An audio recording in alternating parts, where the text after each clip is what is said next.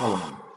Esse trabalho aqui ele trata sobre um grupo específico de pacientes, que seriam os pacientes colecistectomizados por motivos não neoplásicos, e eles realizaram um procedimento de CPRE depois de mais de um ano de ter feito a cirurgia. E esse grupo de pacientes foram que apresentaram os piores resultados. A gente vai ver mais para frente quais. Né? Existem atualmente muitos pacientes colecistectomizados que apresentam sintomas gastrointestinais. Mesmo após ter sido retirada a vesícula, esse grupo de pacientes foi visto que existe um grupo dentro deles, um tipo de desordem, que foi chamado de desordem de interação intestino-cérebro. Esse conceito é muito importante a gente lembrar, já que o estudo que a gente vai ver hoje, ele comenta muito sobre ele, tá? Que resumindo, são distúrbios gastrointestinais funcionais, especialmente em indivíduos que apresentam transtornos alimentares. Aí eu fui achar esse artigo de revisão da Clínica Mayo. Se quiser, depois eu consigo compartilhar no grupo. Ele define que é aquela desordem e ele dá mais ou menos ideia de como os colegas médicos devem prosseguir com a investigação e como deve ser feito o tratamento desses pacientes. Resumindo rapidamente, é o que eu já disse no anterior slide, é um grupo específico de pacientes que apresentam desordens gastrointestinais, como for uma dispepsia funcional ou uma síndrome de intestino irritável, e geralmente está associada a uma alta mortalidade e uma baixa qualidade de vida, e pode ocasionar um sinnúmero de problemas no dia a dia. Seguindo com o artigo apresentado, esse tipo de pacientes eles apresentam sintomas de origem biliar, né? E pode ser o ducto biliar dilatado ou enzimas hepáticas alteradas, que poderia ser uma coletocolitiase ou um desordem funcional pancreático biliar. Nesse grupo de pacientes, existem também aqueles que apresentam desordem do esfíncter de Oddi. A gente vai ver que é outro grupo de pacientes que está encaixado dentro desse universo de pacientes e eles podem dar alteração também. Falando um pouco sobre aquela, aquele desordem do esfíncter de Oddi, esses pacientes geralmente eles contêm anormalidades psiquiátricas, eles têm ductos biliares dilatados por conta daquela desordem, e eles podem apresentar alterações das enzimas hepáticas. Esses três fatores podem simular a presença de coledopolitiase. E existe evidência já de pacientes que apresentam desordem do esfíncter de Oddi, e eles vão para prosseguir com a investigação, né, imagenologicamente, que seria uma ecoendoscopia ou uma colangio-ressonância. E esses dois estudos, eles podem associar o risco de ter alguma complicação depois de realizar a CPRE, já que eles inferem que o tempo que vai ser demorado nesses pacientes de prosseguir com a investigação vai aumentar o grau de complicação que o paciente vai ter no futuro. É, a gente precisa definir uma associação entre a CPRE e sua utilização, né? Além de eu fazer uso da ecoendoscopia e a colangiorressonância para medir as características dos pacientes associadas à realização de CPRE em pacientes específicos um ano depois de ter feito a colecistectomia. Bom, esse estudo é um estudo retrospectivo que abrange muitos pacientes, 71 milhões de indivíduos, que foi tirado de um banco de dados usado pela Universidade de Pensilvânia, nos Estados Unidos. E depois, mais para frente, vou mostrar para vocês como que eles fizeram a divisão dos pacientes. A população estudada foi a maioria pacientes acima de 18 anos. Todos eles foram retirados da vesícula e a cirurgia foi feita entre janeiro de 2004 e dezembro de 2019, tá? Também foi encaixado nesse grupo os pacientes que fizeram uso de medicamentos, pode ser opioide, pode ser analgésico, 6 meses antes da cirurgia e um ano após de ter feito a cirurgia, né? Entre os critérios de exclusão foram os pacientes que realizaram a CPRE mais do que 30 dias antes da colecistectomia, devido a um motivo neoplásico, né? Poderia ser uma neoplasia periampular ou aqueles pacientes que realizaram um transplante hepático. Eles foram retirados do estudo, né? Aqui, essa figura, ela descreve, resume os pacientes que foram estudados, né? Eles começaram com mais de 800 mil pacientes, 2004 a 2019, ele envolve muitos anos, e aí eles foram excluindo com aqueles caracteres que eu fui falando para vocês, né? E aqui no fim, eles ficaram com três pacientes, três grupos de pacientes, tá? O mais prevalente foi aqueles que realizaram CPRE perioperatória, tá? Que deu mais ou menos 84% do total. Em segundo lugar, foi aqueles que realizaram uma CPRE precoce e aqueles que realizaram uma CPRE tardia. A gente vai definir o que significa precoce e tardia, né? Como que eles definiram esses conceitos.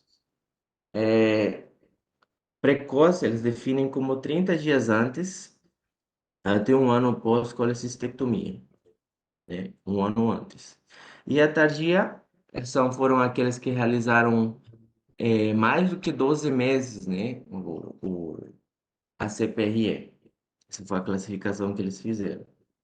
E a CPRE, as indicações, tem um gráfico no próximo slide, que eles colocaram quais foram as indicações daqueles pacientes ter realizado a CPRE. Eles colocaram diagnóstica, eles não definiram exatamente o que, que eles querem dizer com diagnóstica, mas a gente sabe que isso está errado. Aqueles pacientes que realizaram somente esfincterotomia, aqueles que realizaram remoção de cálculos, ou aqueles que somente colocaram um stent sem ter realizado remoção de cálculo.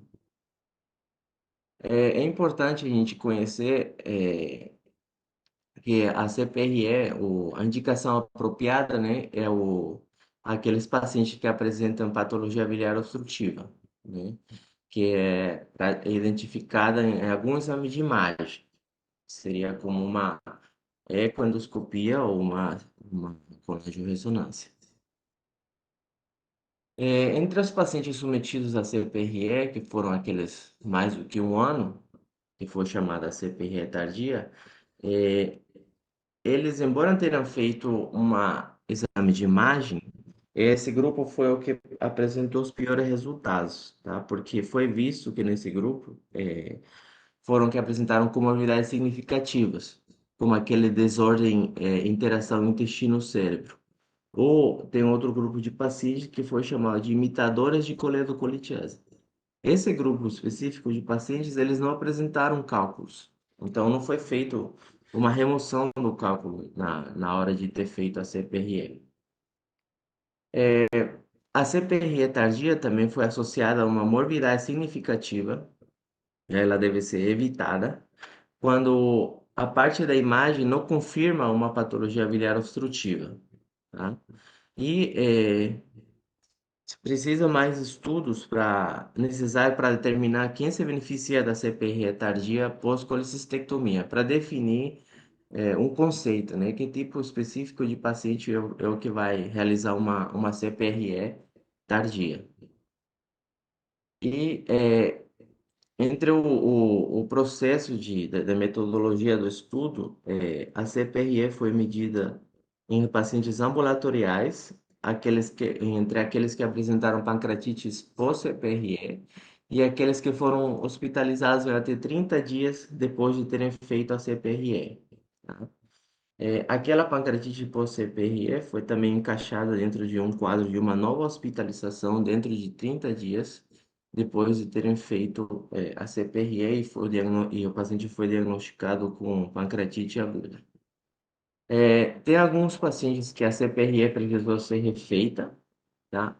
Que foi um grupo de pacientes que entrou dentro dos 30 dias a 90 dias depois de terem feito a primeira CPRE e foi medido em todos os pacientes que foram submetidos, já seja ambulatorialmente ou hospitalar. Além disso, foi realizada a medição da função hepática antes e depois desses pacientes terem feito a CPRE. Foi visto entre os resultados que os pacientes que realizaram a CPRE eram pacientes de mais idade, mais idoso, de predomínio sexo masculino, pacientes com aquele desordem interação intestino-cérebro, paciente diabético, paciente com estetose hepática e pacientes que apresentaram hiperlipidemia. Entre os pacientes que realizaram a CPRE tardia, que foi mais de um ano, esses pacientes foi visto que eles precisaram de mais medicamentos. Eles fizeram uso de mais medicação, do tipo opioide, antiespasmódico, antidepressivo ou benzodiazepínico. Esse grupo de pacientes que foram o grupo tardio, eles também precisaram de mais estudos imaginológicos da via biliar. Eles realizaram, numa média de 3,4 meses antes da CPRE, uma colangio-ressonância.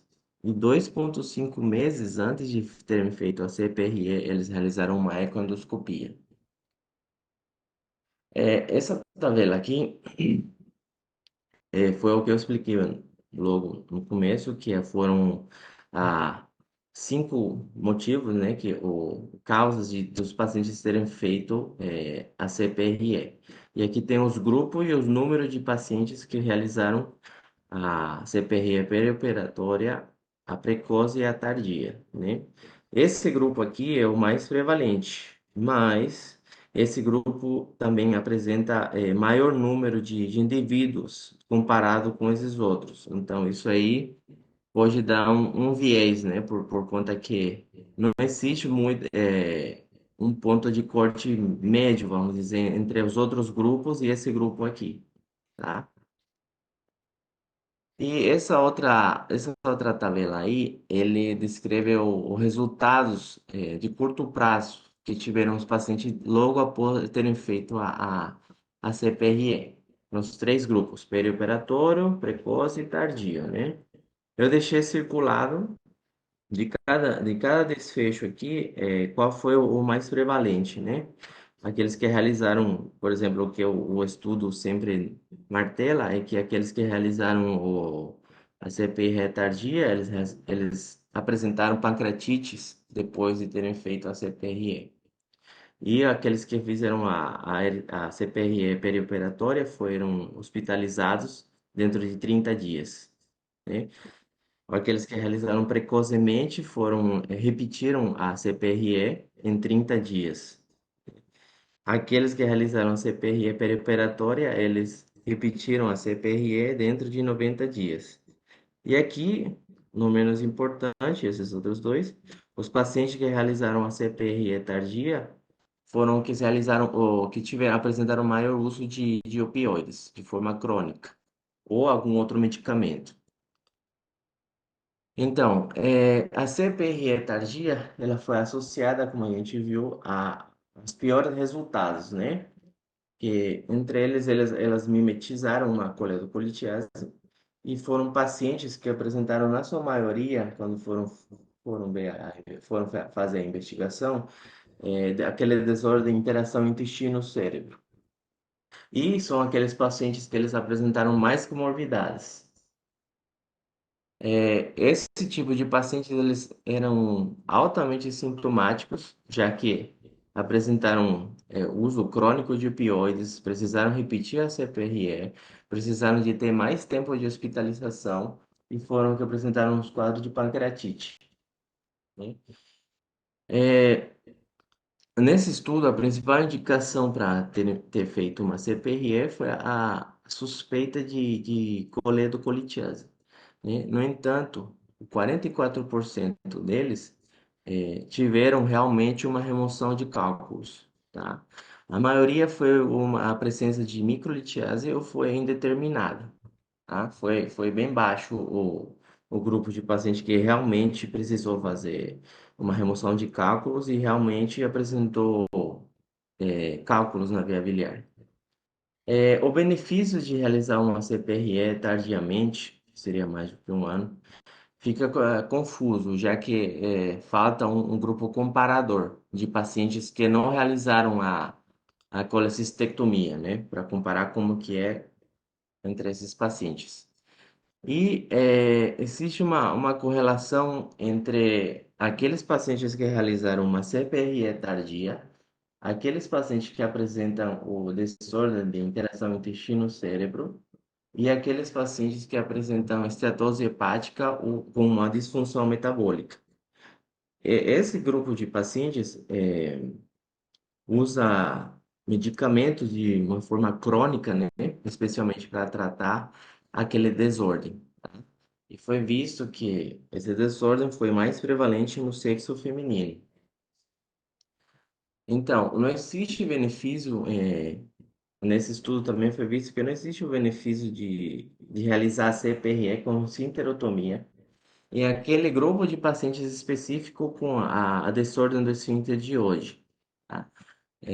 Já que esse grupo de pacientes é predominante feminino e eles são pós-colecistectomizados. Agora, entre os sintomas relacionados com a CPI tardia são a presença de dor e a presença de aquele desordem, interação intestino-cérebro. Esses dois sintomas, essas duas alterações, eles vão desencadear, eles vão terminar em uma realização de uma CPRE tardia, tá? Além disso, o maior uso de exames de imagem, como a ecoendoscopia e a colangio-ressonância, ele pode levar ao retraso, né, do diagnóstico e, por consequência, a realização de uma CPRE tardia, já que ele não vai identificar, né, a dilatação ou as alterações que o paciente vai ter para indicar logo de cara uma colecistectomia. É, Entre os pacientes com alterações de enzimas hepáticas ou aqueles pacientes que apresentaram sintomas abdominais, esse tipo de paciente eles podem mascarar facilmente uma síndrome semelhante, como se fosse uma coletocolitiase, que são os pacientes que somente apresentam sintomas ou alteração das enzimas, mas quando você for fazer avaliação da via biliar, eles não apresentam cálculo na via biliar, né? E a CPRS mesmo também não é um procedimento benigno, né? E ele, ao invés do que a gente pode esperar, né? Os pacientes acabam fazendo uso e abuso de opioides, mesmo após terem feito a CPRE. E entre os pontos favoráveis que eu vi nesse estudo, que ele tenta orientar os médicos, né, qual vai ser a indicação de uma CPRE e fazer uso dos recursos que a gente tem de maneira mais efetiva, né? Além de não realizar um tratamento agressivo, logo de cara fazer uma CPRE. E ele restringe um pouco a realização de CPRE tardia, né? Entre as limitações, um pontos negativos, não sei se é a palavra certa, mas entre as limitações do estudo, ele não fornece muitos detalhes clínicos dos pacientes, especialmente aqueles que apresentam aquele desordem de interação intestino-cérebro ou aqueles pacientes com disfunção do esfíncter de Oddi. E ele não explica qual é o tempo de doença desses pacientes, como que eles diagnosticaram, como que eles chegaram nessas conclusões, não sei se foi por aquele conceito que eu dei no começo da Clínica Maio, e que tipo de exames complementares eles usaram para chegar nessa conclusão. Além disso, eu vi uma uniformidade, né, na idade dos pacientes, teve uma um desbalanço terrível entre a idade deles, que pode dar um risco de viés, e estudos de métodos de prevenção, como prevenir a pancreatite nesses pacientes que vão ter alguma complicação por conta de uma CPRE tardia. Isso seria tudo. Obrigado. Perfeito, Fernando. Eu acho que esse é um trabalho extremamente interessante e importante, como eu disse anteriormente, tanto para os endoscopistas, quanto para os gastroenterologistas e também para os próprios cirurgiões, porque eu me lembro muito bem que quando eu estava na França, o professor Ligoury já chamava a atenção de que tome cuidado com colangioendoscópica retrógrada após a colestectomia. Mas até aquele momento ninguém tinha realizado um trabalho, né, como esse que foi publicado no Gastroenterology, mostrando que realmente você corre alguns riscos, né, em relação a esse tipo de procedimento. E quanto mais tardiamente você faz esse procedimento, mais riscos você pode correr, chegando ao ponto, né, de nesse trabalho eles discutirem exatamente se realmente vale a pena ou não, principalmente hoje em dia, onde a gente tem a colangiopancreatoressonância. E também me chamou bastante atenção, não sei se vocês perceberam, a quantidade de CPRS diagnósticas que são feitas num período em que a gente já tinha a noção de que a CPRE diagnóstica, entre aspas, não era mais necessário, né? E vocês veem que o período do trabalho, né, Fernando, se eu não me engano, é de 2000 e... Você pode me corrigir Isso aí? foi do ano 2004 a 2019, Então, de professor. 2004 a Nesse período. 2019, ou seja, num período de 15 anos, onde nós já tínhamos, né, a colangiopancreata por ressonância magnética, mostrando que, mesmo nos Estados Unidos, apesar da grande maioria das regras, entre aspas, indicativas de colangioendoscópica retrógrada, eles ainda fizeram por muito tempo, e devem fazer ainda hoje, né, a colangioendoscópica retrógrada diagnóstica. Isso me chamou bastante atenção. Então eu gostaria de abrir a discussão aí, né, para que cada um que faça colangioendoscópica retrógrada mostre a sua experiência, né, em relação a isso. Outra coisa que eu me lembrei agora é que às vezes você tem que ter muito cuidado mesmo com as alterações de enzimas hepáticas, né, após a colestectomia. Então a gente vai pensando que tem pedra e na realidade ela só mimetiza um quadro e no final você não tem absolutamente nada. Em relação à disfunção do esfíncter de Oddi, eu tive a oportunidade de tratar acho que pelo menos uns 3 pacientes. É óbvio que a gente não fez o diagnóstico, né? Teve uma época na Escola Paulista que a gente procurava fazer esse diagnóstico através da avaliação manométrica da papila, mas realmente é um procedimento muito complicado, muito difícil, não é fácil mesmo a gente fazer esse tipo de procedimento. Então, gostaria de abrir a discussão, por favor, fiquem bem à vontade aí, quem quiser fazer, mostrar, né, em relação aos seus resultados. Eu sei que, por exemplo, o Marcos Vinícius tem uma experiência bem grande, né? Muito provavelmente a experiência dele deve ser também grande nos pacientes pós-colestectomia. Então, Marcos, se você quiser falar alguma coisa, o próprio Humberto, fiquem bem à vontade aí.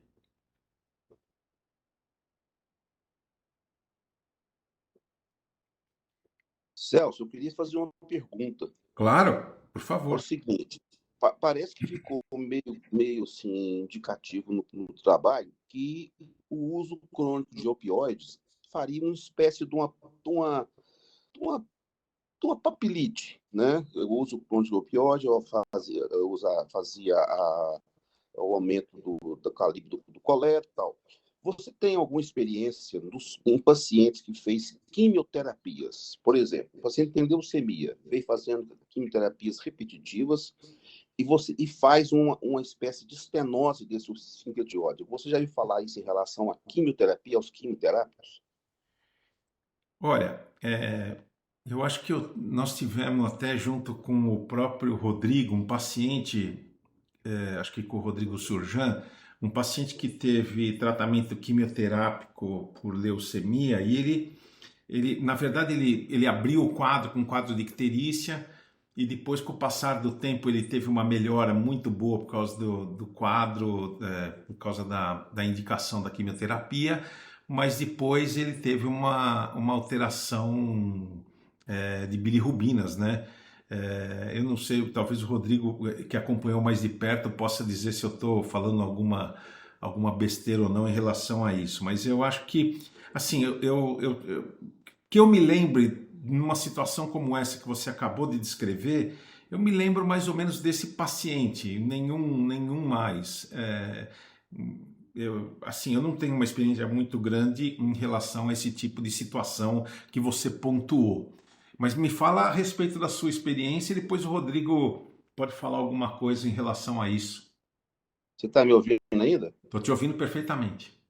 É, é o seguinte, no meu meio, nos pacientes que me mandam aula, a que ponto chegou? Que me mandam paciente, eles não pedem mais colangio de ressonância, Celso. Eles já me mandam direto, Marcos, faça a ecoscopia, se você achar alguma coisa, já faça o tratamento. Porque é uma coisa que não mudou. Cálculos menores do que 5 milímetros, a colangio de ressonância não vê. Isso é uma Pode verdade. ser, pode ser o melhor aparelho, a melhor experiência do radiologista, não vê. Eu vejo isso muito. Eu acho que eu concordo com os colegas. Eu prefiro fazer de primeiro uma cola. Eles fazem exatamente o contrário. Eles pedem a ectoscopia, se não achar o cálculo, é que eles vão procurar outra coisa. Se não achar o Perfeito. cálculo, o papilite, é que eles vão procurar outra coisa. Mas eles fazem primeiro o pedido da ectoscopia, porque já faz o tratamento definitivo, se achar. Perfeito. Essa é uma experiência que, por exemplo, eu tenho, né? Normalmente os colegas pedem a ecoendoscopia antes de, por exemplo, fazer uma colange endoscópica retrógrada, no caso do paciente não ter sido submetido, ou até mesmo numa CPRE com um quadro muito característico, faz a CPRM, é negativa, aí pedem a ecoendoscopia e depois, caso seja necessário, fazer a colangio. Essa já é uma experiência que realmente eu já tenho. Marcos, você abriu a câmera aí, quer falar alguma coisa? Bom dia, pessoal. Bom dia, Celso, aí voltando às atividades, né? Às 6 horas da manhã.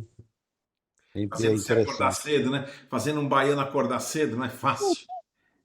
É verdade. Nós que passamos por algumas fases da CPRE, no contexto das afecções da via biliar, é interessante ver a evolução, né? Então, o Iomar, que tem mais experiência do que eu de tempo, o Iomar fez muita colangio diagnóstica, né? E colagem diagnóstica hoje é coisa praticamente do passado, né? Então, nós temos duas ferramentas, além do quadro clínico e do quadro de laboratório, fundamentais para a gente definir se devemos ou não fazer a CPRE. A ressonância, hoje, né, que cada vez mais existe uma facilidade de você fazer a ressonância, né? E nos últimos anos, e o Marco colocou uma coisa assim muito interessante, que cada vez mais a tendência é essa, especialmente para quem faz via biliar e que faz eco, fazer a ecoendoscopia antes da CPRE. Eu acho que a tendência cada vez mais é essa, especialmente para os microcálculos, né?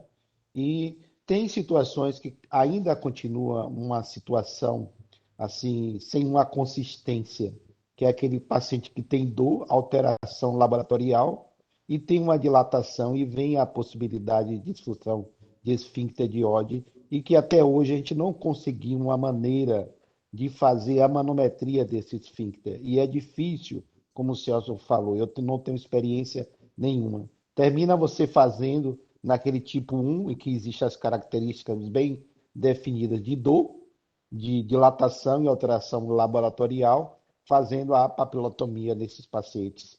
E que em uma boa parte melhora, né? E em uma outra parte, né, você necessita fazer uma nova investigação para ver a dor do paciente, né? O que eu posso dizer é que essas duas ferramentas, né, a CPRM e a ecodoscopia, hoje trabalham juntas com a indicação ou não da CPRE, né? Com essas duas ferramentas, certamente você vai ter uma maior consistência em dizer vamos fazer uma CPRE. Ótimo, acho muito bom, Marco, isso que você faz, né? Ótimo que você faz os dois procedimentos. E quando existe uma dúvida, é bom fazer os dois procedimentos, porque a CPRM falha nesses microcálculos, especialmente abaixo de 5 milímetros. Mas muita prudência na hora de fazer uma indicação e na hora de realizar uma CPRE, porque eventos adversos podem ser catastróficos. Muito obrigado, Marcos, por suas considerações. Jorge, você levantou a mão, fique à vontade para fazer seus comentários. Bom dia a todos, né? Primeiro, um prazer estar com vocês de novo aí, depois desse período de férias, né? Eu queria fazer alguns comentários sobre o trabalho e depois provocar um pouco de discussão sobre esse diagnóstico de disfunção de esfíncter de Oddi, né? Então, primeiro, o trabalho é um daqueles trabalhos Big Data, né? Que aí, por conta do número de pacientes e de pegar a nação inteira, etc., presume-se que não há necessidade de qualidade metodológica, né? Então, algumas das falhas do trabalho vêm por conta disso aí. Algumas correções com relação ao que se chama doença do eixo intestino-cérebro, que nada mais é do que um distúrbio funcional, né? Esse distúrbio funcional, na verdade, ele está relacionado a uma percepção visceral aumentada por conta de baixa de serotonina e faz aquele quadro sistêmico que você pode ter fibromialgia, cefaleia funcional, dispareunia, não só doenças do trato digestivo, está relacionada à baixa de serotonina e uma percepção visceral alterada, né? Então, o caso vinheta seria aquela paciente que vem apresentando uma dor abdominal não típica, faz uma ultrassonografia, tem cálculo na via biliar, faz a colestectomia, persiste com sintoma e, como fez a colestectomia, o colédoco dilata um pouquinho, faz um quadro de esteatose hepática, uma doença esteatótica do fígado, começa a levar enzima e alguém acha que tem cálculo novamente nesse colédoco e submete novamente essa paciente, até tardiamente, a uma CPRE para tirar esses cálculos, né? Obviamente, essa é uma indicação. Primeiro, a indicação de colestectomia já estava questionável, né, que dirá a indicação de uma CPRE tardia após essa colestectomia. Eu acho que a mensagem do trabalho é o seguinte: se há complicações decorrentes de litias, essas complicações são precoces, não vai ocorrer depois de 2 anos que a pessoa foi colestectomizada, ela vai formar novos cálculos, pode acontecer, mas eu acho que não é exatamente essa situação. Bom, esses pacientes não têm, corrigindo um pouquinho aí o Guilherme, primeiro, eles não têm uma alta mortalidade, eles não têm. Pela doença de base, né, não vão ter. Eles têm muita perda de qualidade de vida, mas nenhum distúrbio funcional tem impacto em mortalidade, né? A segunda coisa é que não necessariamente existe uma morbidade psiquiátrica. A gente tem 1/3 de pacientes que são neuróticos ou têm outra morbidade psiquiátrica, mas tem indivíduos que têm uma vida normal, não tem nenhum distúrbio maior, que podem apresentar esse tipo de disfunção de percepção visceral sem ter necessariamente uma doença psiquiátrica.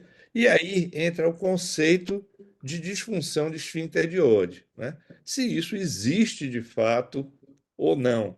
Porque também, quando eu estava na França, eu vi lá o Sahel já com um manômetro, né, um fio de manometria, tentando estudar essas alterações de motilidade e com resultados muito díspares, né? Então, é possível que uma parte desses pacientes ditos com dor por disfunção de esfíncter de Oddi sejam, na prática, doentes funcionais que não tenham grandes alterações. Existe, provavelmente, algumas condições nas quais isso aí pode levar, como o Marcos Clarence falou, à elevação de enzimas e a dor com elevação de enzimas, sejam elas enzimas colestáticas ou enzimas pancreáticas, talvez, né, talvez esses casos tenham alguma disfunção. Mas essa condição clínica, se vocês forem olhar, ela praticamente foi, inclusive, abandonada o estudo, porque não tem consistência, você não conseguiu correlacionar efetivamente alterações motoras desse esfíncter com a sintomatologia clínica. E também os resultados após papilotomia são resultados erráticos. Eu não sei qual é a experiência de vocês. Eu não faço mais esse diagnóstico, eu procuro outras causas para dor, né? E procuro assim, não me lembro de nenhum caso efetivamente onde esse tipo de situação com a sua correção endoscópica por papilotomia tem modificado o quadro clínico, né? O Celso falou aí na experiência dele 3 casos onde isso foi possível e eu queria saber, Celso, se houve melhora, mas eu questiono essa síndrome clínica. Eu acho que ela não tem subsídio, né? Essa síndrome, disfunção de esfíncter de Oddi, a gente pode até revisar isso novamente, mas eu acho que ela não tem subsídio. A minha única dúvida do trabalho é por que que a CPRE é tardia, né? Que fenômenos fisiopatológicos aconteceriam para uma CPRE tardia e não precoce, mal indicada, ter mais complicação. Para mim, ela vai ter complicação, seja precoce, seja tardia, né? E as complicações são semelhantes. Agora, por que que ela ser tardia levaria a mais complicação? Eu não consegui entender, o trabalho também não explica, não propõe hipóteses fisiopatológicas para isso. Então, esses seriam os meus comentários aí. Eu queria ouvir um pouquinho vocês a respeito da experiência. Sim, a outra questão é a questão de litíase pós-colestectomia, né? Que aí me parece que a litíase que vai fazer problema não é uma microlitíase de colédoco. Não são cálculos inferiores a 5 centímetros num colédoco que já está dilatado pós-colestectomia, que vão fazer colestase, nem vão fazer síndrome clínica alguma, né?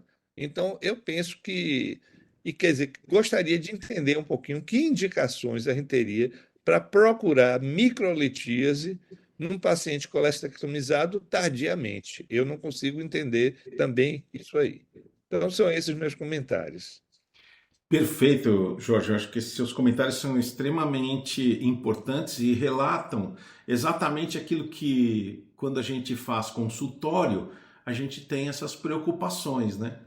O que eu posso te dizer dos casos que eu tive a oportunidade de fazer, da qual eu relutei bastante, isso eu tenho que deixar bem claro, de fazer a esfincterotomia por suspeita de disfunção de esfíncter de Oddi, porque quando você faz esfincterotomia aqui no Brasil, você faz por suspeita, né? Você não faz o diagnóstico, porque o diagnóstico deve ser feito por manometria. Eu lembro de um paciente que realmente eu tive muita discussão, o paciente queria que eu fizesse, eu acabei não fazendo. No final, esse paciente, inclusive, foi se tratar fora do país e nos Estados Unidos eles acabaram fazendo, mas ele não melhorou. Ele realmente não melhorou, não teve uma melhora importante do quadro. Os outros dois tiveram melhora relativa, né? Então eu acho que realmente eu concordo com você. Eu acho que a disfunção de esfíncter de Oddi tem um passaporte americano, ou seja, é muito para tentar explicar as coisas, né? Mas em relação à colangio tardia, ou seja, aquela colangio que é feita há mais de um ano, o que chama bastante atenção são os pacientes que têm alterações mesmo, como o trabalho mostra, né? Que também é a minha experiência, ou seja, você tem algumas alterações de enzimas hepáticas que mimetizam o quadro de coledocolitíase e os colegas já pedem, né, uma colangio endoscópica retrógrada, se eles não têm acesso ou à ecoendoscopia, ou isso acontece até hoje, né, principalmente no serviço público. Então eu via muito isso no Hospital Ipiranga, né, ou seja, paciente que já era colestectomizado, aí tinha alterações de provas hepáticas, fazia uma tomografia, não avaliava absolutamente nada, porque no serviço público a tomografia realizada, e no final sobrava para a gente. Eu sempre contraindicava. Por quê? Porque realmente você submete o paciente a uma morbidade muito grande. Isso não é bom, né? Eu acho que esse é o ponto fundamental. Então eu concordo com tudo que você falou e, bom, Humberto levantou a mão aqui, então fala Humberto, depois fala o Marcos. Bom dia a todos. Bom dia, Humberto. Eu vou falar do que eu faço baseado em que vocês falaram aí, né? Sempre com muito critério numa intervenção de um paciente que geralmente é idoso, tem comorbidades e acho que a maior parte das complicações sejam por isso, não pelo método em si, né?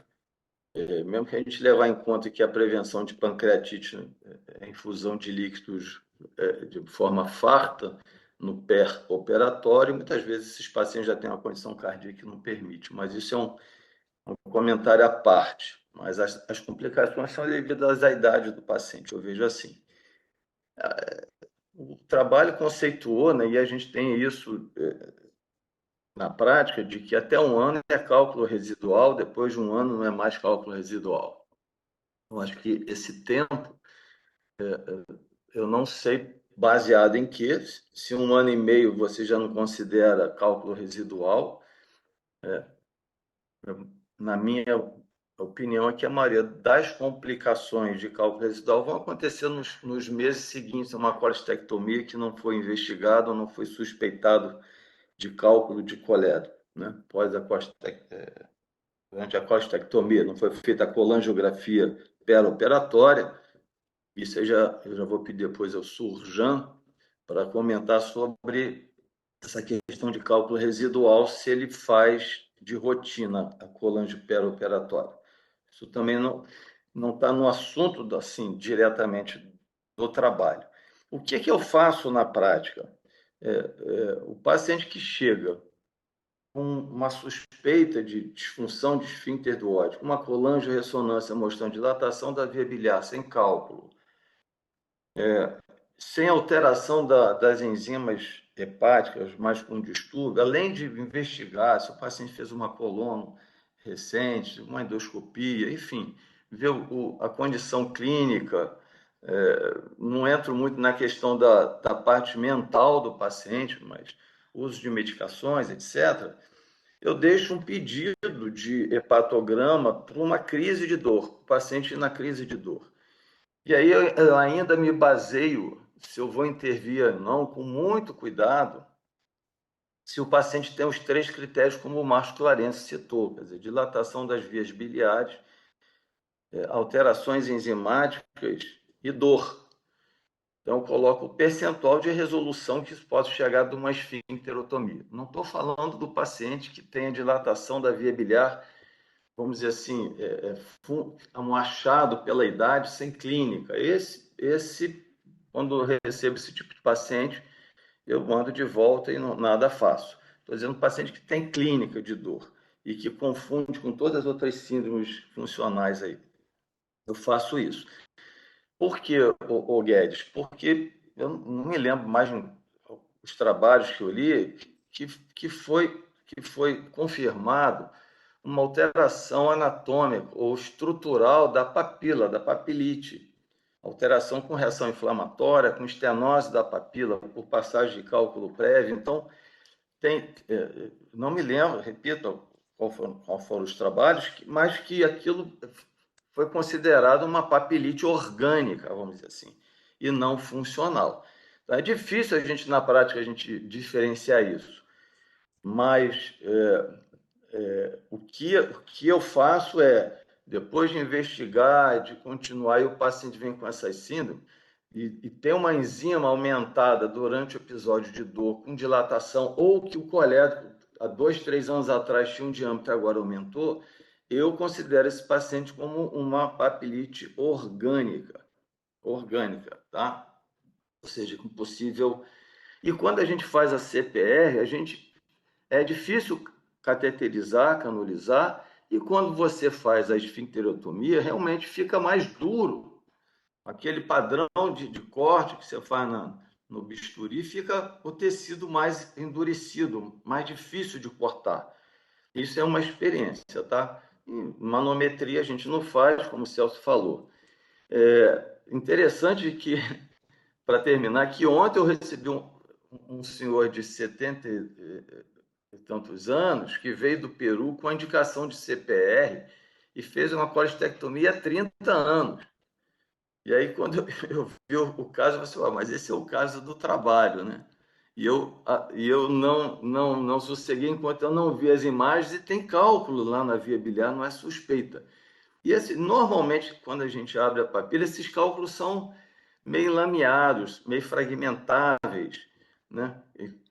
Como se uma bile litogênica formasse cálculo nessa via biliar. Não, nesses casos eu não tenho dúvida.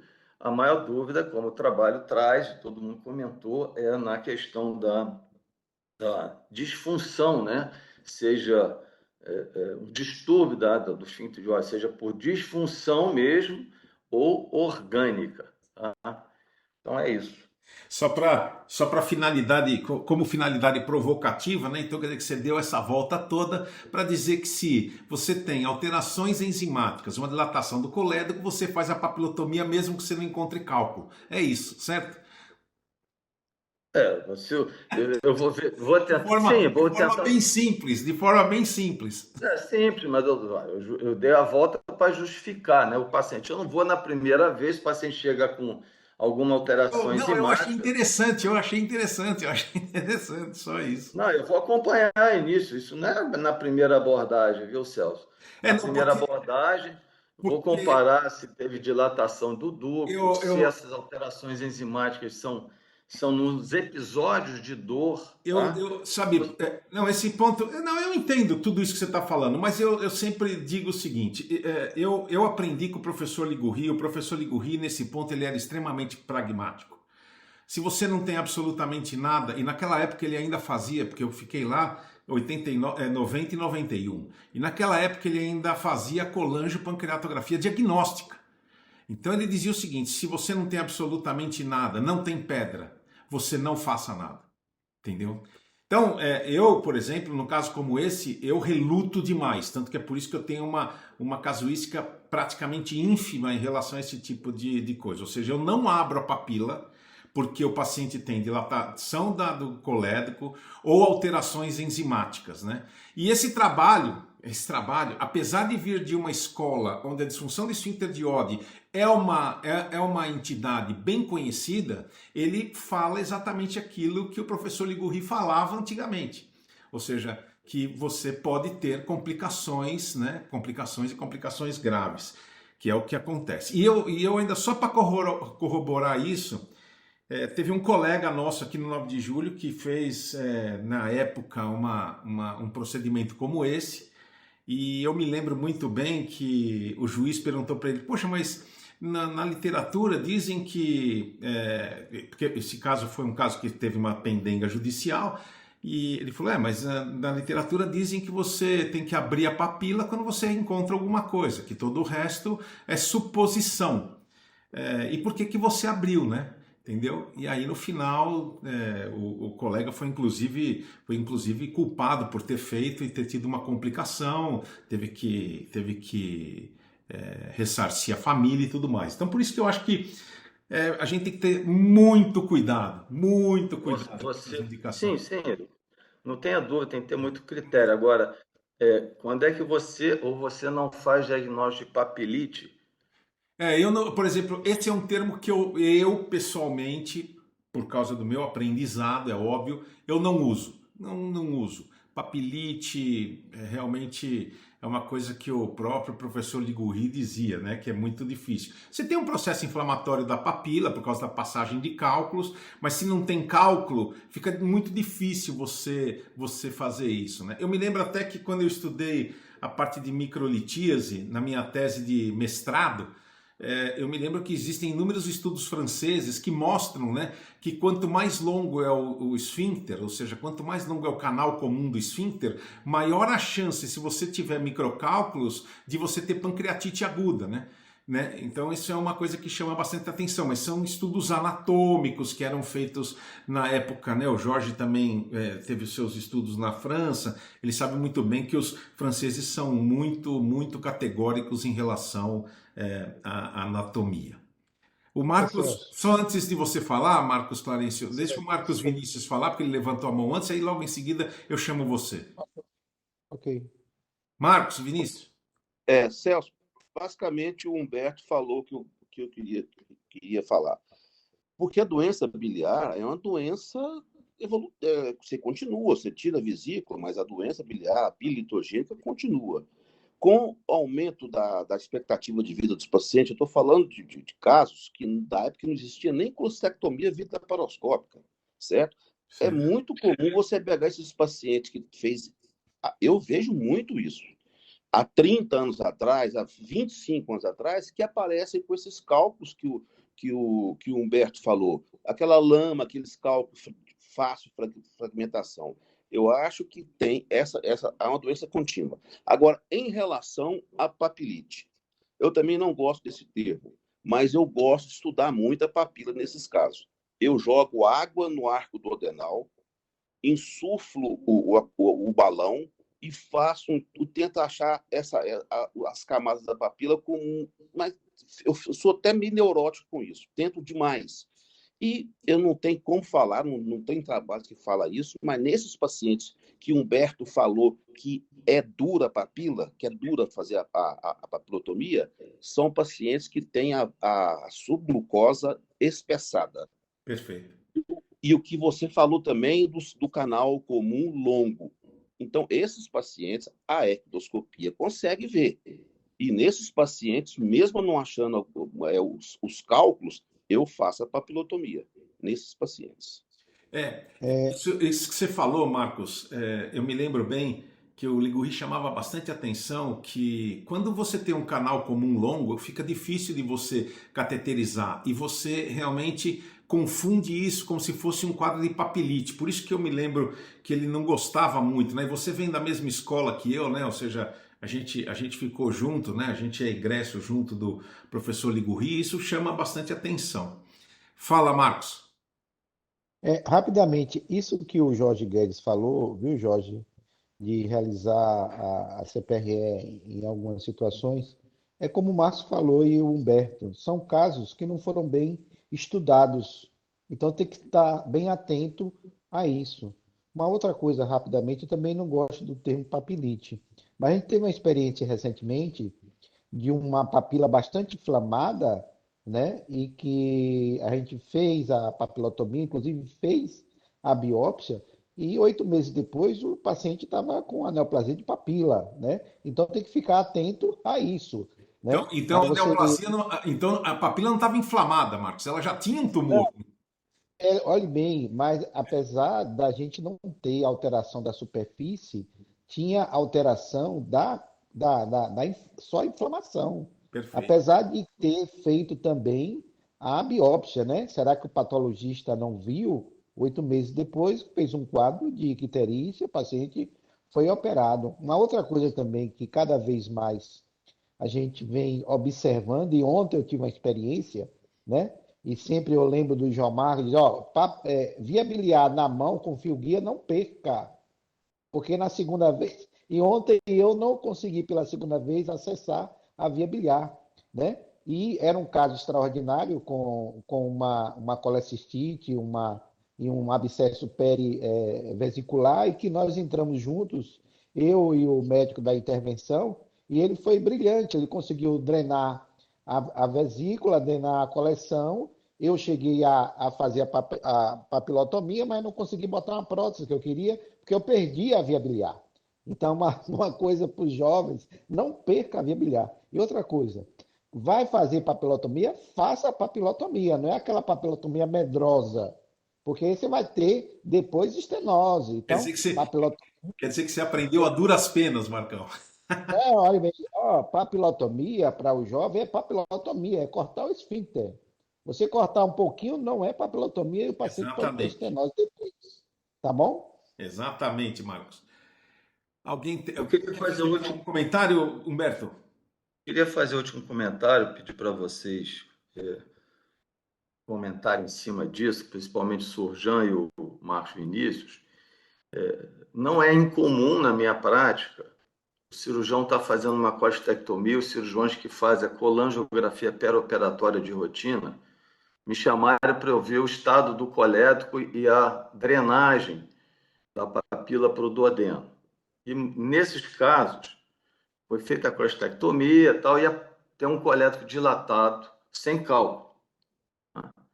E aí eles me perguntam o que a gente vai fazer com isso. Você não vai fazer nada. Espera a evolução desse paciente. Na maioria das vezes, esse paciente não volta mais. Embora vocês não gostem, mas no meu interior eu falo, se uma papilite aguda passou cálculo, aí teve história de icterícia, teve história de uma pancreatite pregressa, e em outros casos, os pacientes retornam com manutenção desse colédoco dilatado, com colangio, fazem até colangio-ressonância negativa. Nesses casos, eu fico de olho para uma papilite crônica. E nesses casos, quando, como o Márcio Miss falou, o paciente mantém isso, às vezes, 1 ano, 2 anos depois, 3 anos depois, mantém. Clínica de dor, não são pacientes idosos, não são pacientes de 20 anos, 30 anos, não. São pacientes de alguns anos, voltam com quadro de dor, dilatação daquele colédoco, e nesses casos eu vou pensar que há uma disfunção orgânica do esfíncter. E quando eu corto, eu vejo que tem fibrose. Eu vejo que não é canal longo, nada disso. Eu vejo que tem um tecido difícil, até tem que cortar com cuidado, um tecido mais endurecido. Isso é que eu vejo. Então, assim, eu tento fazer o maior possível critério. Agora, eu divido um pouco. O paciente de 80 anos que aparece, esse paciente dificilmente eu vou propor uma intervenção, mas o paciente mais jovem que está sofrendo com aquela clínica, e eu sigo o padrão que o Clarence falou, da disfunção tipo 1, que o paciente tem os 3 critérios: dilatação, alterações enzimáticas e clínica e dor, principalmente se for uma dor episódica, associado naquele dia a alteração enzimática, esse paciente eu vou propor uma esfincterotomia. Eu proponho, mas com muito cuidado, tá? Eu Perfeito. não simplesmente vou pensar que seja outra causa de dor disfuncional. Pode, mas tem dilatação, foi dilatação na colangio perioperatória da colestectomia 2 anos antes, eu vou pensar nisso aí e vou colocar o percentual de melhora ou não da esfincterotomia. Não são todos os pacientes que melhoram, mas eu vou colocar isso assim. Perfeito. Bom, realmente acho que eu queria ouvir agora, por fim, a opinião do Rodrigo, né? Eu acho que o Rodrigo é o cirurgião. Quero saber qual é que é a experiência dele. Rodrigo, se você puder dizer qual é que é a sua experiência, você que opera bastante vesícula, né? Então você deve indicar colangios endoscópicas retrógradas, né? Em relação após a colestectomia. Então, se você tiver alguma coisa para nos dizer em relação a isso, eu agradeceria. Não sei se você está nos ouvindo, Rodrigo. Oi, bom dia, gente. Claro, Ardengue.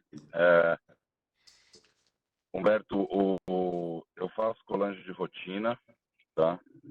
100% dos pacientes que eu fiz colestectomia na minha vida, 100% a gente fez colangio. Isso é importante. Esse ponto é importante, Rodrigo. Esse ponto é importante. A colangio intraoperatória, essa é fundamental. O objetivo disso é, confirmar para a gente que a gente não está realizando ou aumentando o nosso risco de uma lesão iatrogênica de vias biliares, avaliar a anatomia biliar intra e extrahepática. Parte desses pacientes que a gente opera são operados só com ultrassonografia, e eu já fiz diagnóstico de cisto de colédoco durante uma colestectomia, que a gente não tinha o diagnóstico pré-operatório.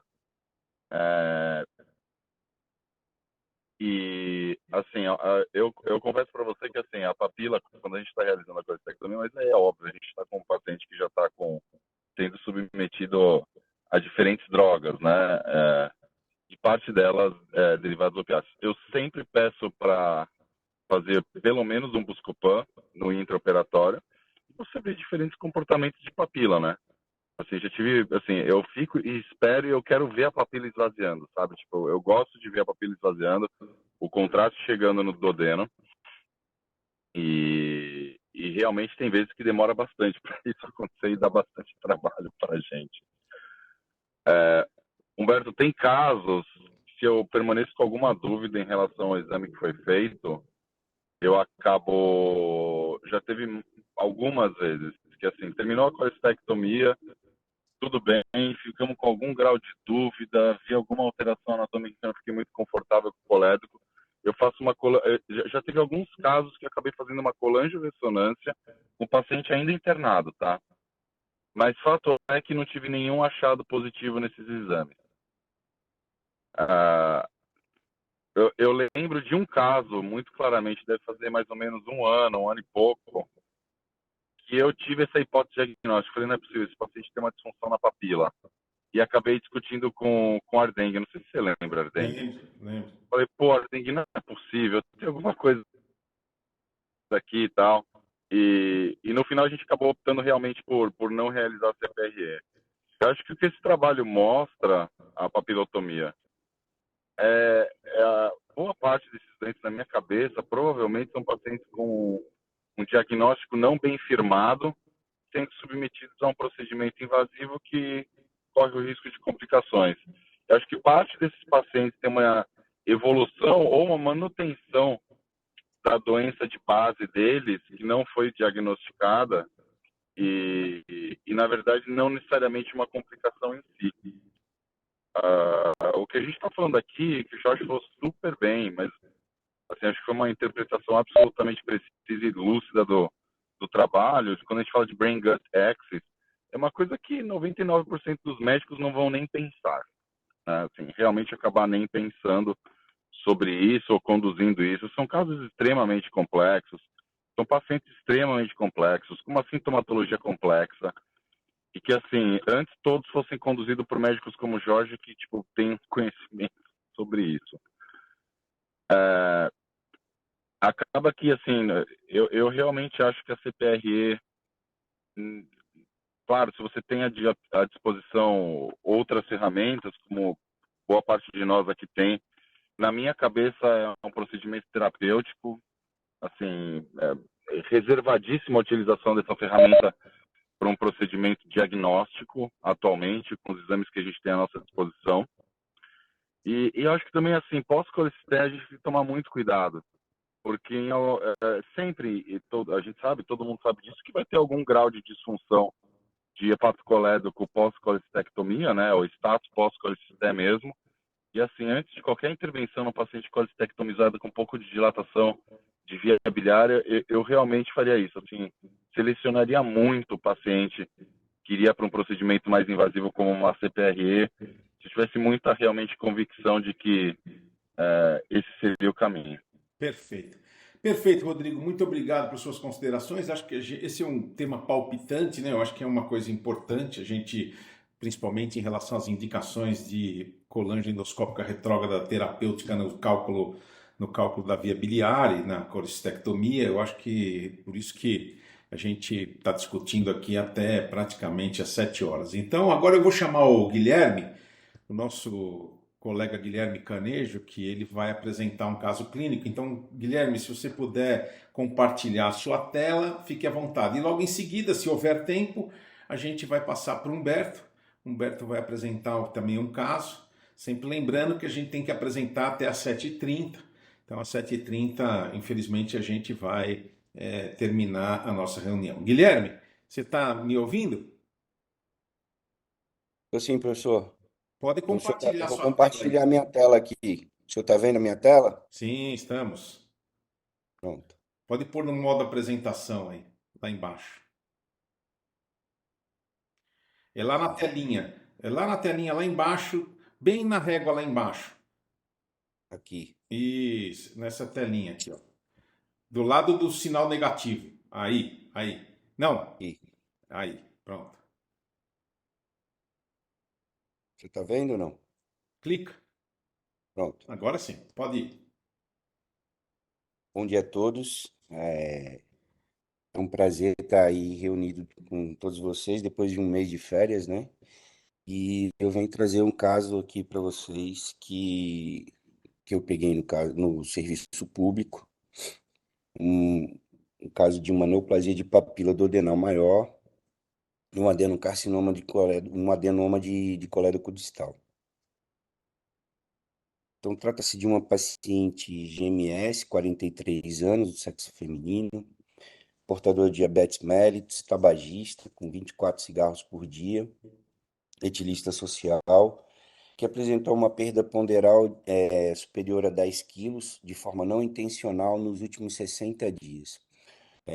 Na época, apresentou um diagnóstico de diabetes mellitus e estava com um quadro de icterícia, colia fecal e colúria há 12 dias e apresentando uma hiporexia. Ela foi encaminhada para o serviço de endoscopia do Hospital Regional do Agreste, que é o serviço público da nossa região, para realização de uma CPRE e remoção de uma falha de enchimento no colédoco distal, diagnosticada após uma colangio-ressonância. Estado, o exame físico dela era um exame físico com estado geral regular, ela estava eupneica, hidratada, corada, cianótica, febril. Exame físico do abdômen não apresentava nenhum comemorativo. No ultrassom que ela nos trouxe, ele destacava uma dilatação de vias biliares intra e extrahepáticas desde o colédoco distal, mas sem um fator obstrutivo identificável ao método. Então, foi complementado com uma colangio-ressonância, e nessa colangio-ressonância ele mostrava uma falha de enchimento no colédoco distal, medindo cerca de 0,6 por 0,5, que inferia uma coledocolitíase.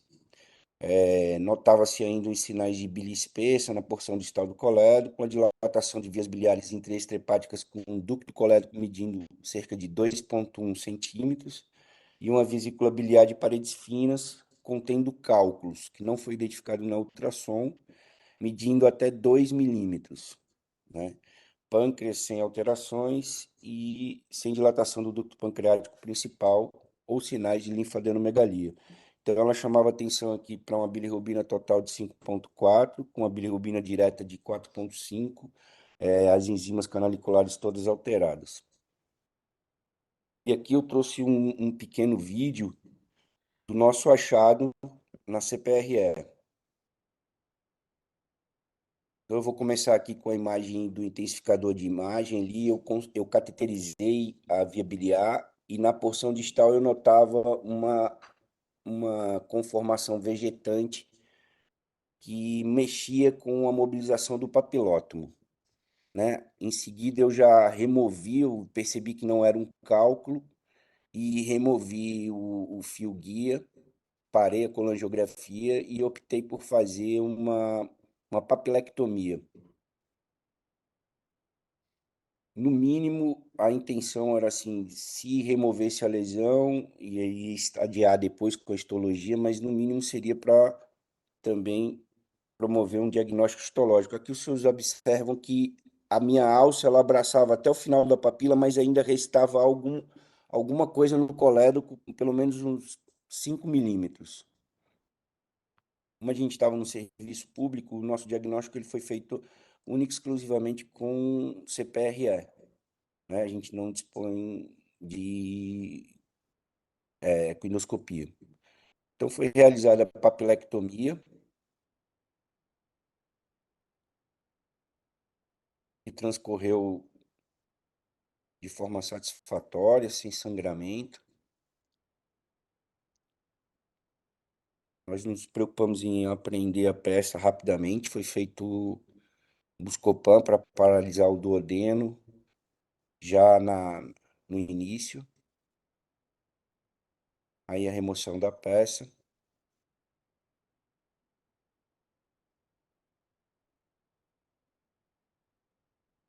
E nós voltamos para reavaliar o leito, né? Então aqui tem alguns flaps de mucosa nos bordos. Em seguida, realizamos o cateterismo e eu observo que tem uma vegetação ali, na hora que eu cateterizei a via biliar.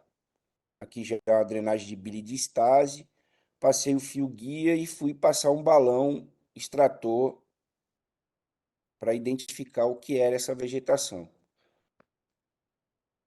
E a ecoangiografia, impactei na vegetação e traciono ela com o balão extrator. Os senhores observam que no bordo dessa vegetação que está sendo exteriorizada existe uma área de queimadura. Essa parte pálida aqui é uma lesão diatérmica. E ali a vegetação ela é removida por completo, não com o balão, ela ainda está presa dentro da via biliar por um pequeno pedículo, né?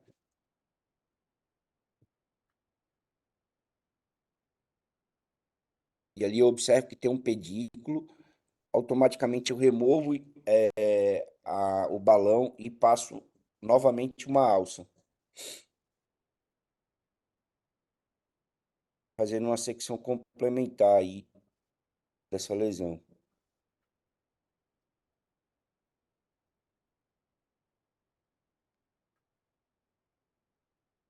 Para nossa surpresa, a lesão ela foi removida por completo e nós abraçamos na base da lesão, no pequeno pedículo, tá vendo?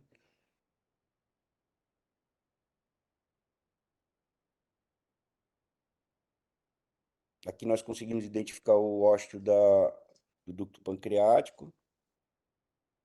Foi feito um estudo contrastado no final, onde a gente observa que não tem extravasamento, tem ascensão do contraste para dentro da via biliar e as paredes duodenais íntegras, né? Bom, aqui são as imagens que foram mais importantes. Dá para a gente observar aqui nessa colangiografia a imagem da vegetação e eu mobilizando ela com o papilotomo.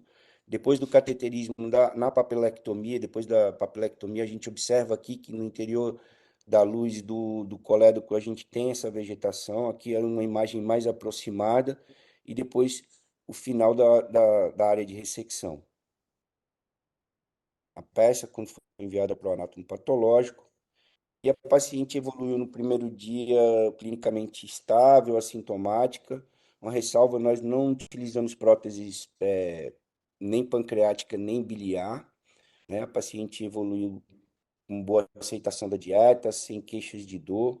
Realizou raio-x de tórax e abdômen com contraste para rastreamento, TC de tórax, na ocasião do internamento. No segundo dia, também evoluindo muito bem, com a queda das bilirrubinas e das enzimas canaliculares. No segundo DPO, ela, depois de ter feito todos os exames de imagem, ela recebeu alta. E aqui é o anátomo patológico dessa paciente. Esse material foi enviado para o Dr. Filadélfio e, para nossa surpresa, nós tivemos um diagnóstico de um adenocarcinoma bem diferenciado, um PT1A, limitado à ampola de Vater, né? Do esfíncter dióide, com nível de invasão muscular interna do esfíncter dióide, mas não maciça e nem multifocal e superficial na musculatura lisa, né? E, para nossa surpresa, foi encontrado naquela vegetação, ela já vem de um outro tipo de epitélio, e é um epitélio papilotubular intraampular, né? De alto grau histológico.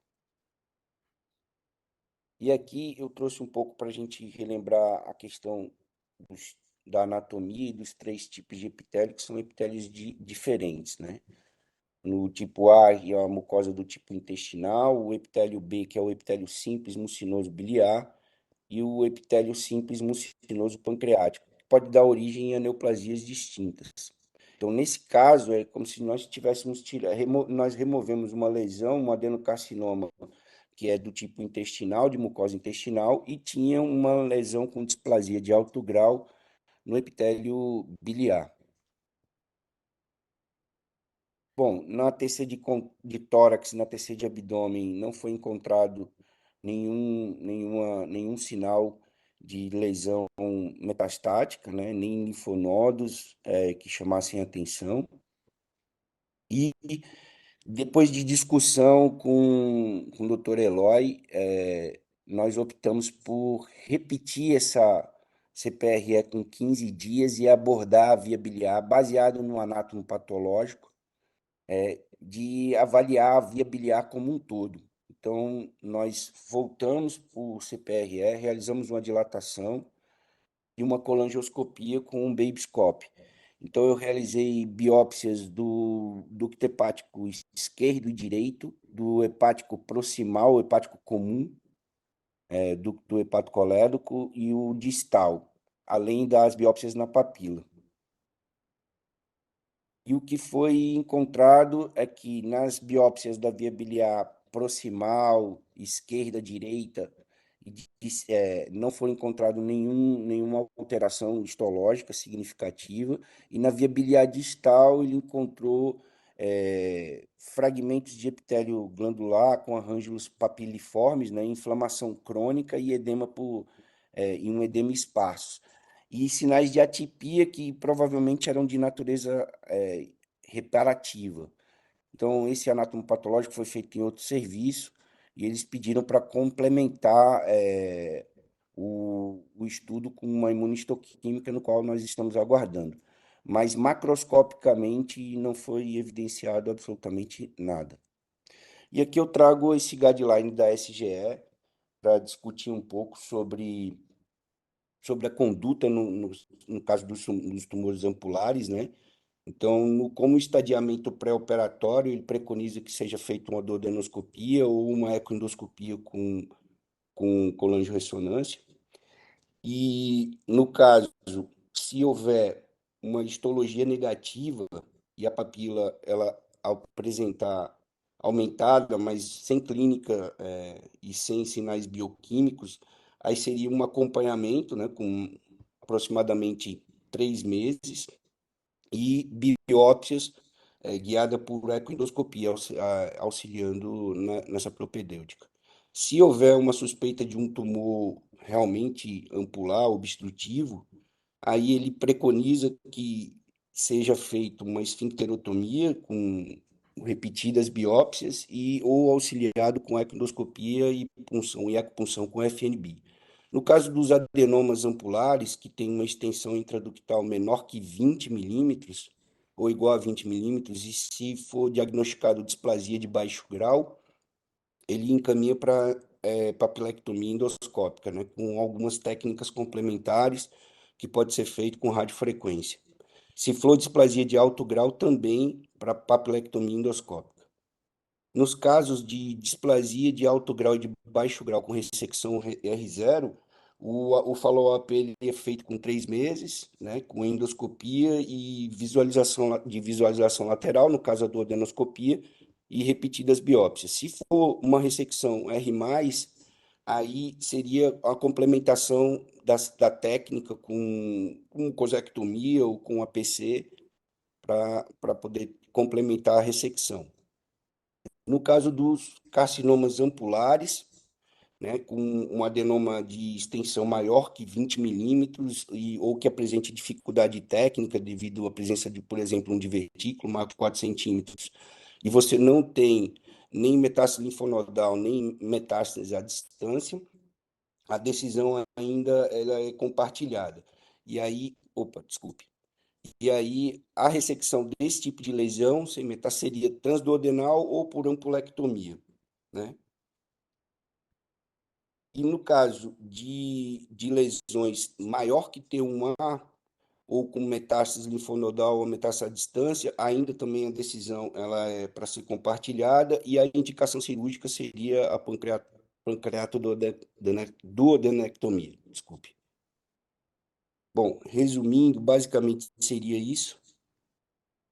E aí, nesse caso, eu levanto a discussão, principalmente aí com o doutor Surjan e o restante da equipe, se nós partiríamos para uma terapia complementar, uma cirurgia, uma adjuvância, ou um tratamento endoscópico foi considerado como curativo e nós só passaríamos a seguir ambulatorialmente essa paciente.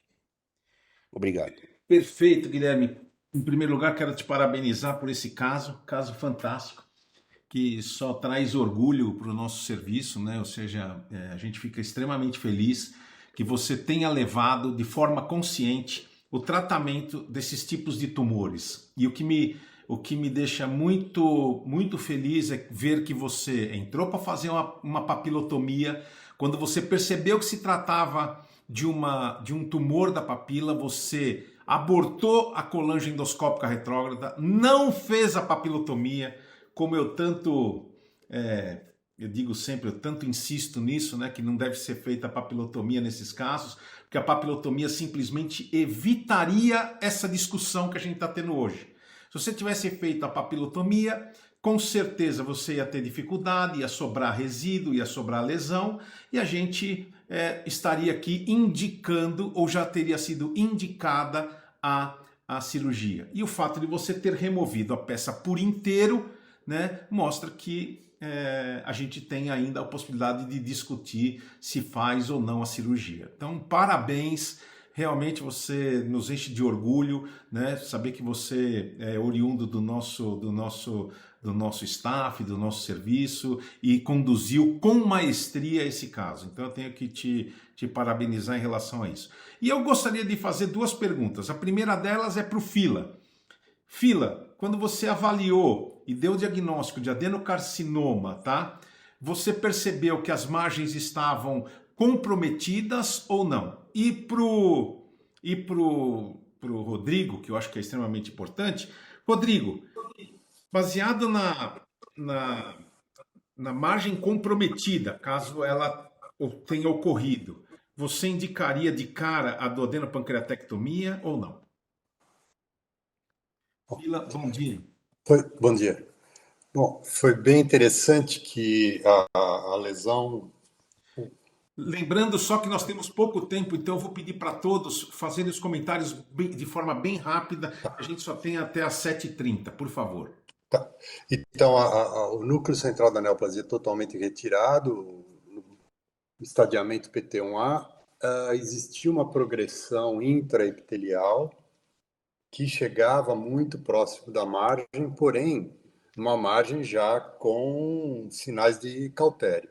Então, o que eu conversei bastante com o Guilherme comparando a um ISD, por exemplo, que às vezes a gente percebe isso, ou numa mucosectomia, e quando você faz o controle, já não tem mais nada, porque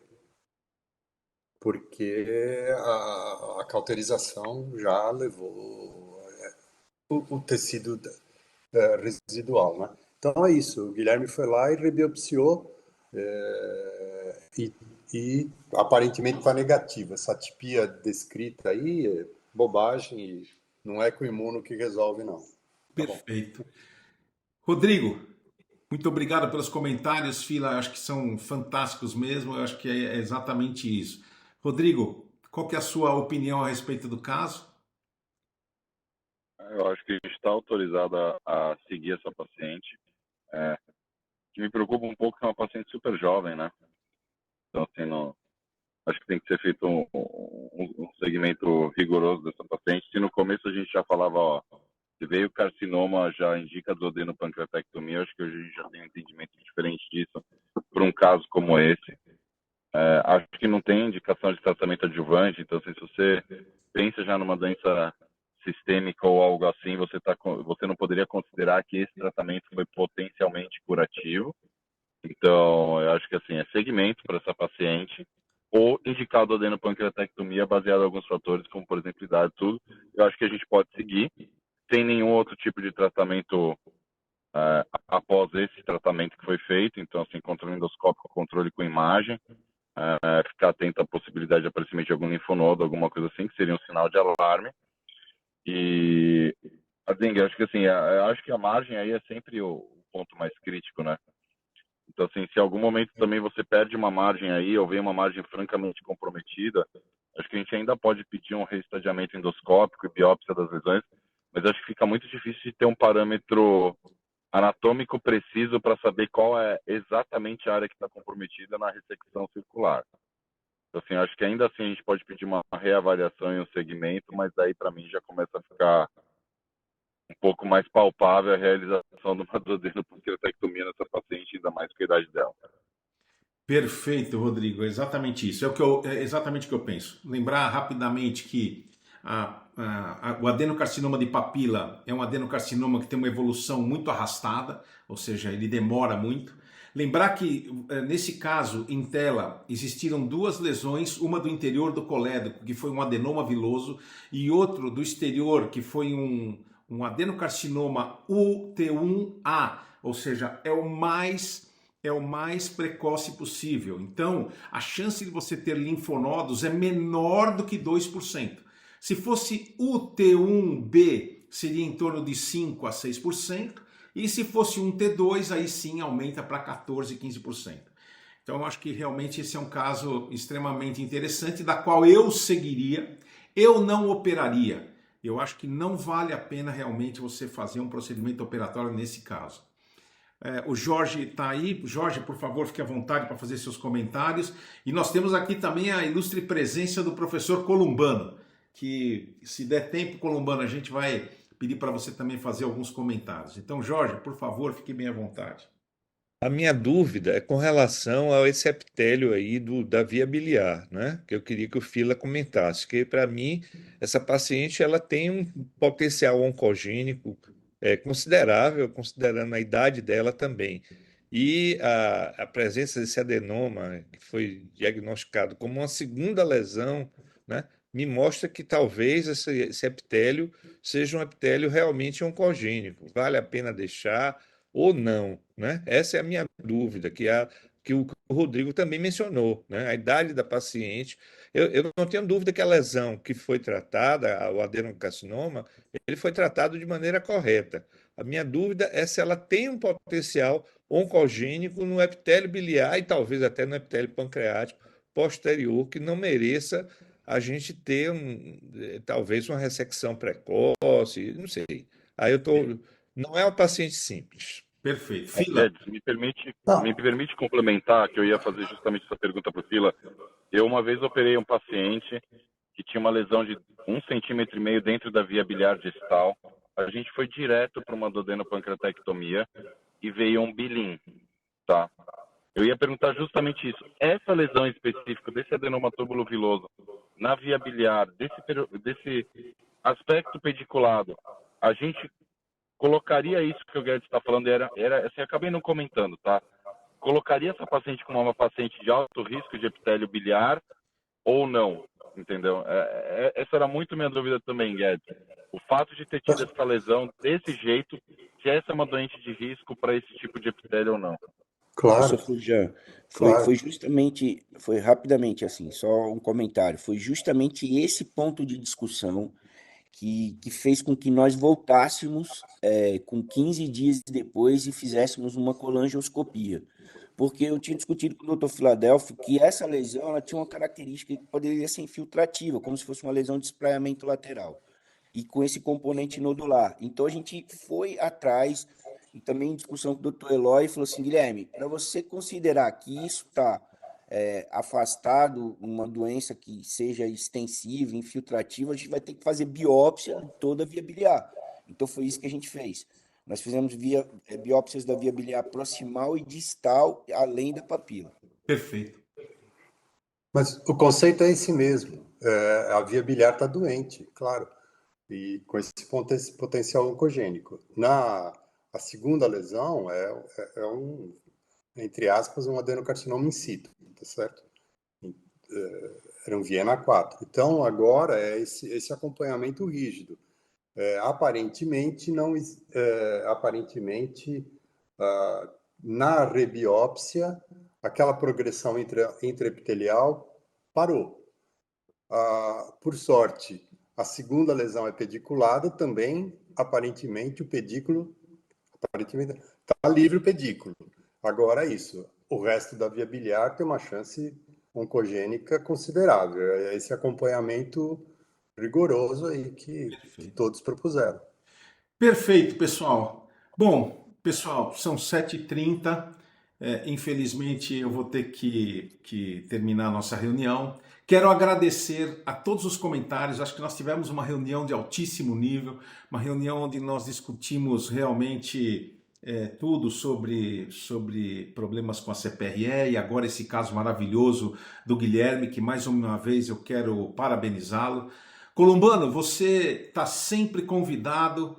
Columbano, para quem não conhece, é uma das maiores autoridades, junto com o professor Jorge Guedes, o professor Columbano também, uma das maiores autoridades em pâncreas. tiveram sua formação na França. Dr. Columbano tem ainda um atrativo, porque ele mesmo faz o próprio consultório, a ultrassonografia. Então, Columbano, você é sempre bem-vindo. Então, por favor, fique aí, participe das nossas reuniões, porque com certeza você só vai engrandecer o nosso encontro. Gente, na próxima terça-feira nós temos um encontro marcado aqui também, exatamente às 6 horas da manhã. E muito obrigado pela participação de todos. Um abraço, tchau, tchau para todo mundo. A gente se encontra na Um próxima abraço a terça. todos. Tchau, tchau. Tchau, bom dia. Mais Boa bem-vindo. semana.